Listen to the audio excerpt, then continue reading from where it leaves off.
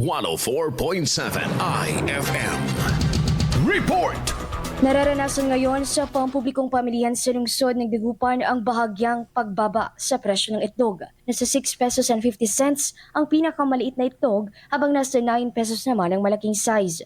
Ayon sa ilang egg vendors na nakapanayam ng IFM News Dagupan, hanggang sa kasalukuyan ay wala umanong nararanasang kakulangan sa supply nito. Nilinaw ng mga ito na bagamat nakakaapekto ng bahagyang nararanasang lamig ng panahon sa paglaki ng mga itlog, ay mayroon umanong oversupply sa produkto.